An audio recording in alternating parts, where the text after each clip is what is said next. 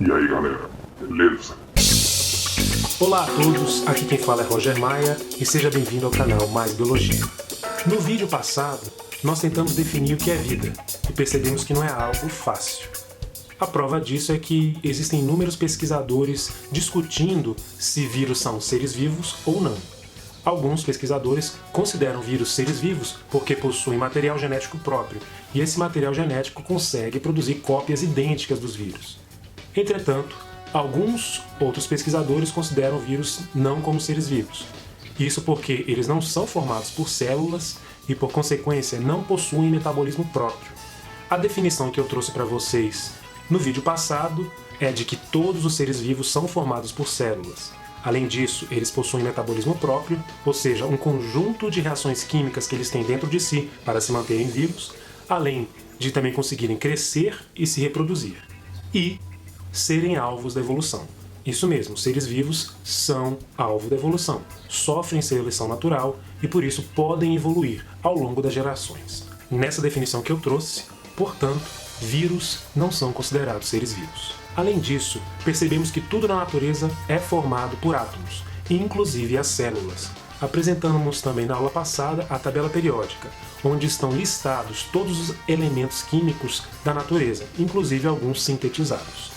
Esses elementos são organizados na tabela em ordem crescente de número atômico, e ainda são organizados em linhas e em colunas. Elementos que estão organizados numa mesma coluna possuem propriedades similares, e elementos numa mesma linha possuem átomos com o mesmo número de camadas eletrônicas.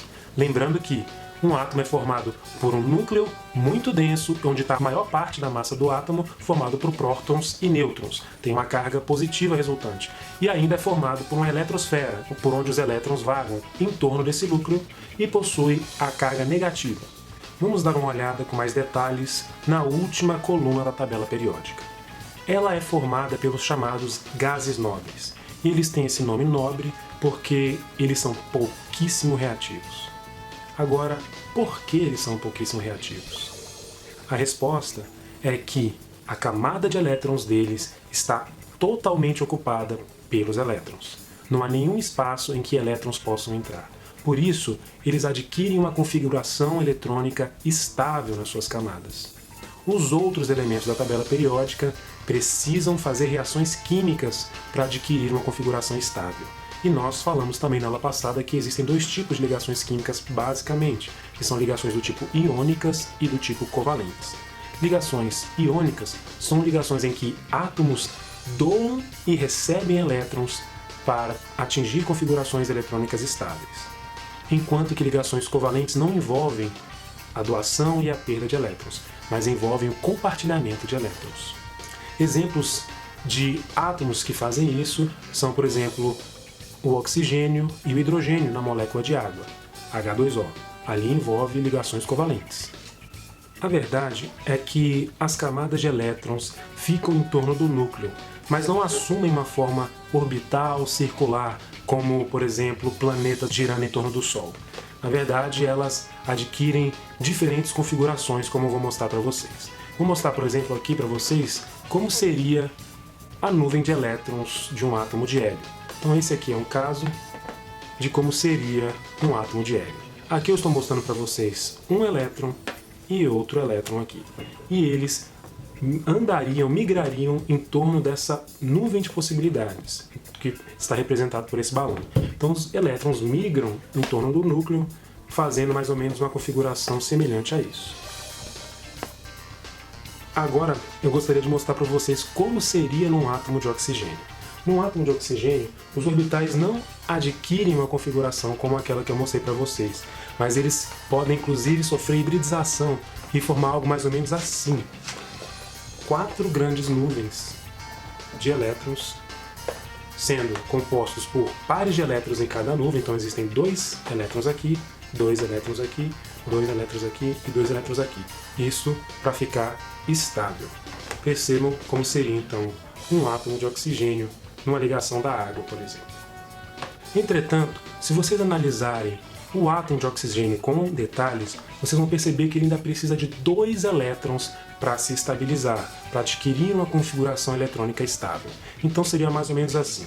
Aqui seria o nosso átomo de oxigênio e a sua camada de valência, sua camada mais externa com seus elétrons. Teríamos então uma das nuvens completas com 2 elétrons, outra nuvem também completa com 2 elétrons, né? Perfeito? Aqui estou representando esse sinalzinho de menos para representar os elétrons. Entretanto, existem algumas que só tem um, que é esse caso aqui e esse caso aqui.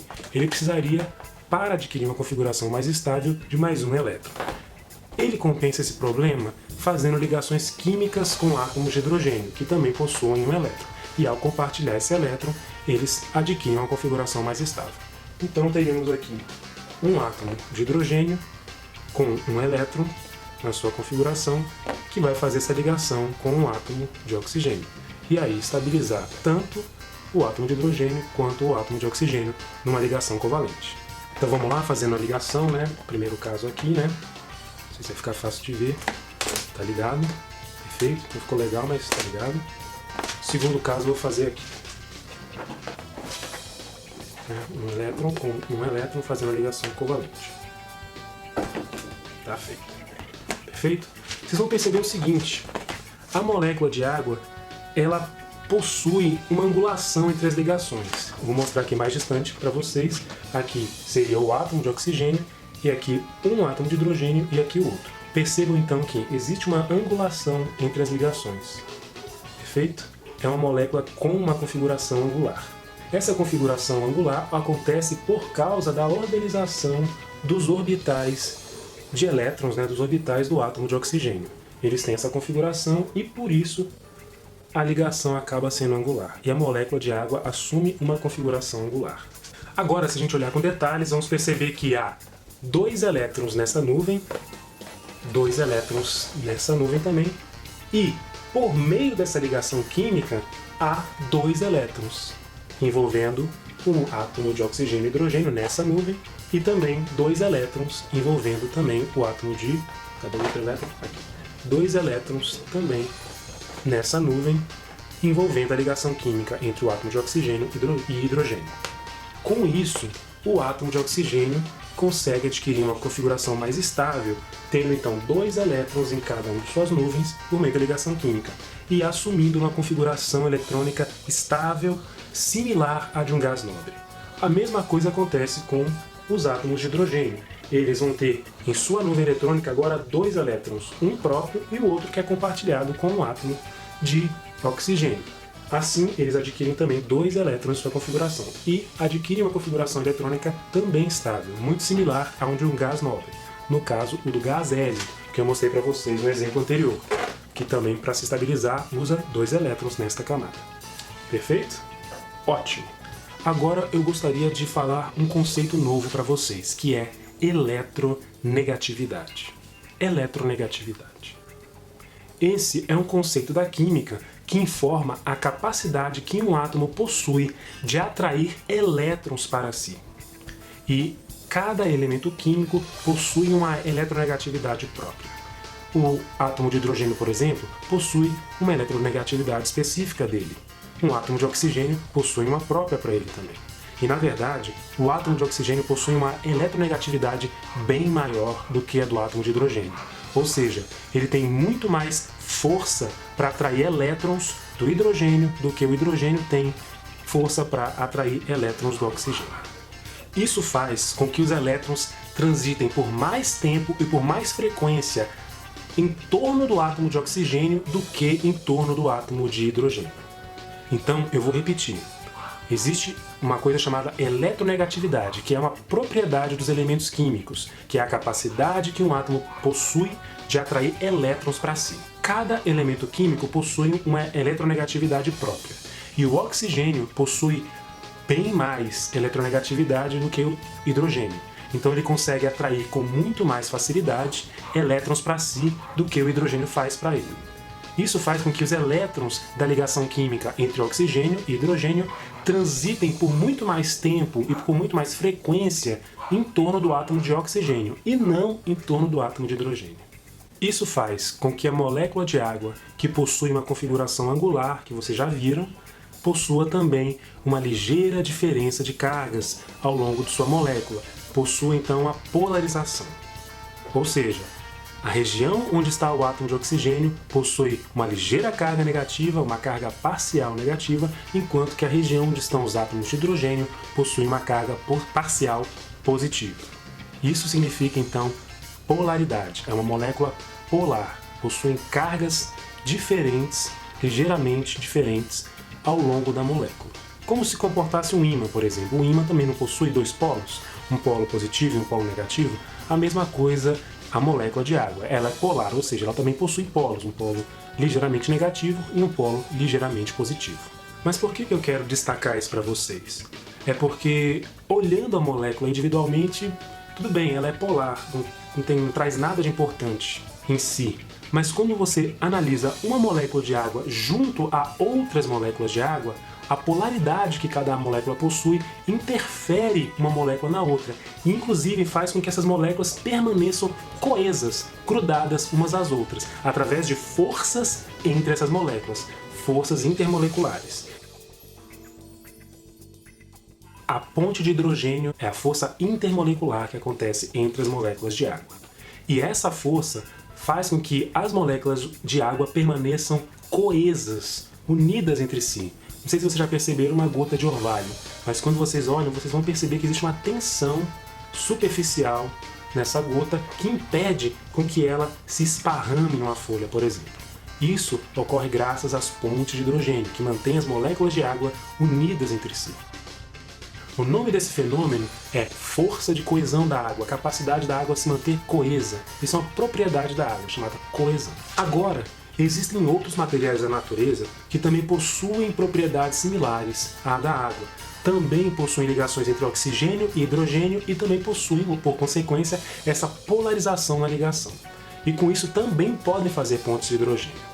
A molécula de água, quando encontra essas outras moléculas que também possuem polarização, elas conseguem interagir e a água consegue ou dissolver ou interagir de tal forma que consegue escalar, se a molécula for muito grande, escalar essa molécula.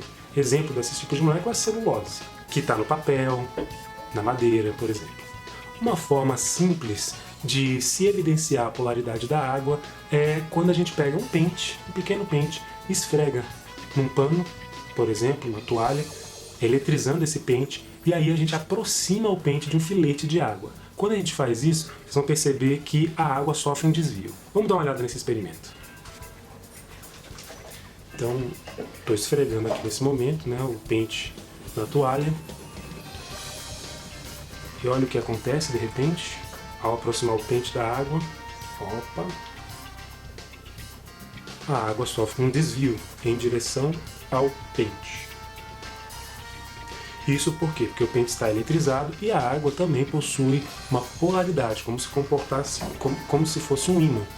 E ao aproximar algo eletrizado da água, né, ela vai se sentir atraído pelo pente, por essa coisa eletrizada. E aí ela sofre o desvio, mostrando então que a água é polar. No vídeo de hoje nós percebemos que os átomos, diferentes tipos de átomos da tabela periódica, possuem diferentes configurações nos seus orbitais, dependendo da linha que eles estão na tabela periódica. E mostramos para vocês como seria uma configuração dos orbitais eletrônicos, né, do átomo de oxigênio, que assume essa configuração.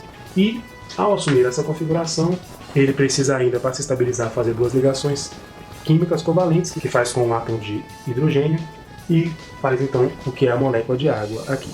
Nessa molécula de água, a gente pode perceber que as ligações químicas fazem entre si uma angulação, né, um ângulo de 104 graus, 5.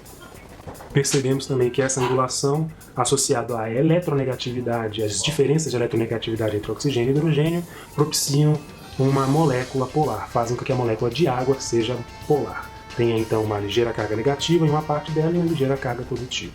Isso, associado a outras moléculas, cria uma força intermolecular, chamada de ponte de hidrogênio. As pontes de hidrogênio que acontecem entre as moléculas de água fazem com que elas fiquem coesas e também consigam aderir a outras substâncias, a outros materiais que também são polares. Isso então dá à água a propriedade coesão e adesão. Graças a essas características que a água possui, vários fenômenos relacionados à vida acontecem. Ou seja, graças à água, há vida no planeta Terra. Vamos dar uma salva de palmas à água. Se você gostou desse vídeo, deixa um like, por favor. Também comente aqui alguma coisa, alguma dúvida que você tenha sobre essa aula, para melhorarmos nas próximas. Se inscreva no canal, é muito importante que você se inscreva também, para que assim que eu libere um vídeo novo, você tenha acesso em primeira mão a ele. E se você gostou também, compartilhe para outras pessoas, apresente esse canal a outras pessoas que você acha que pode ajudar. No mais, um grande abraço.